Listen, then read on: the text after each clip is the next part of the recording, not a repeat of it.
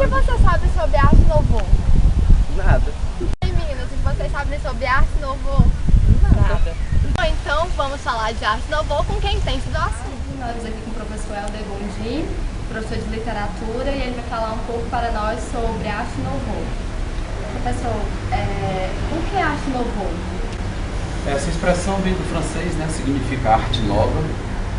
Ela aconteceu mais ou menos ali no final do século XIX, né? 1890 mais ou menos, e se estendeu até o começo do século XX.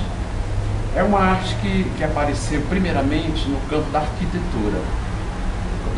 Depois ela se transferiu para outras artes, principalmente as artes plásticas, até chegar a uma influência que se diz do designer, né, que é uma profissão um pouco nova.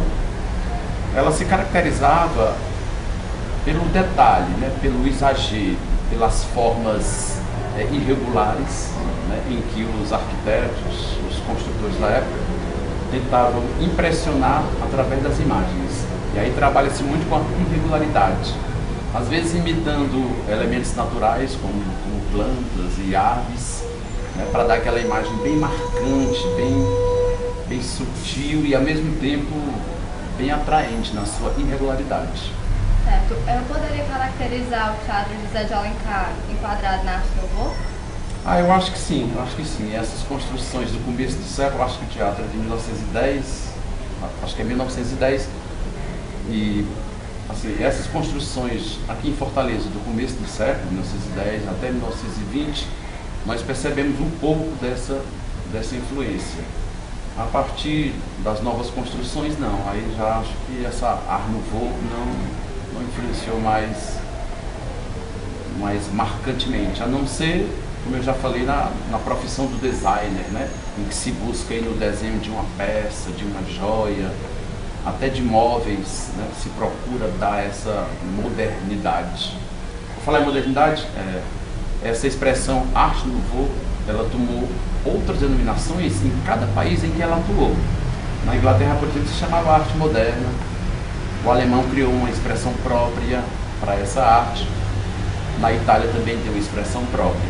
E bom lembrar que assim, um dos maiores representantes na Europa, principalmente, na Espanha, é o Antônio Gaudí, né, que as obras dele são as mais visitadas na cidade de Barcelona, e que se percebe exatamente esse exagero, essa irregularidade, essa riqueza de detalhes. Mas, como eu disse, ela partiu da arquitetura, né? Não chegou a influenciar literariamente, porque é uma arte principalmente das imagens, e passou para o campo aí das primeiras construções do século XX e chegando até a elementos menores, né? Como móveis, joias, até roupas tiveram essa influência. As estampas japonesas, né, aquelas imagens bem coloridas e detalhadas, asiáticas, principalmente do Japão, também foram muito utilizadas como modelo para esse tipo de arte. Mais modernamente, essa influência é pequena porque tudo hoje se dá no campo da praticidade, né? A própria arquitetura, me parece que, não sou especialista da área, me parece que abandonou isso. Então ela ficou no campo aí até da moda, né? Acho que a moda também absorveu bastante isso. A moda absorveu bastante. Em relação ao fato da arte nouveau não ter mais influenciado bastante, eu acho que a questão maior é a questão da praticidade, né? Claro que a máquina, com o aparecimento da máquina, o trabalho manual, criativo, aquele trabalho braçal do artista, do criador, ficou em segundo plano. Por isso que a gente percebe que essa praticidade vai tirar um pouco os detalhes das construções, né? Porque necessita-se de uma velocidade muito grande nessas construções, de uma praticidade muito grande. É como se não houvesse mais tempo para se elaborar uma grande arquitetura, um grande prédio, né? E as coisas tendem muito mais para o prático. E o trabalho braçal demanda muito tempo. E muitas vezes é difícil você encontrar um artista criativo, né? Tão criador, ao ponto de ser bem pago até. E muitos programas de computador fazem esse trabalho gráfico com bastante eficiência, dispensando esse trabalho braçal, mas sempre em nome da praticidade. Nós já falamos um pouco sobre a questão das aves, né, da natureza, das folhagens, são muito imitadas. E a mulher, por ser um símbolo, né, de, vamos dizer assim, de incerteza, irregularidade, de mistério, também foi tomada como um dos temas principais da Arte Nouveau. Mas pela natureza mesmo feminina, tentou-se fazer essa transferência. E a mulher, como um ser orgânico, ela realmente tem mais curvas, ela é mais definida no seu desenho corpóreo. Diferente do homem, né, que é um pouco mais regular, né? E a mulher é um pouco mais cheia de curvas. E isso deu essa simbologia para as inspirações aí dos criadores. No cinema eu vi sobre o Moulin Rouge, o musical. Também poderia enquadrar, já pela sensualidade, pelas formas, o mistério?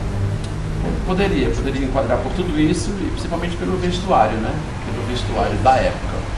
É importante lembrar que nós tivemos a chamada Belle Époque, né, que é justamente onde a Arte Nouveau vai prevalecer. Porque é um período dessa mesma transição do século XIX para o século XX, é um período de muito glamour, de muita vaidade. Talvez nesse momento tenha começado exatamente essa sociedade da imagem. E aí a Arte Nouveau casou bem, né? Pela riqueza de detalhes, pelo colorido, pela irregularidade. E realmente você tem razão, é uma ilustração boa. É como a gente disse, começou na arquitetura, transferiu-se aí para roupa, né? Para joias, até o cinema, a partir da linguagem da imagem do cinema também tentou resgatar um pouco isso. Mas eu acho que é um período também que já passou e o que a gente pode detectar é na chamada profissão do designer, né? Em que se vê esse detalhe, tanto design de joias como de modas. É isso que a gente tem para falar para vocês. Obrigada pela atenção. Obrigado.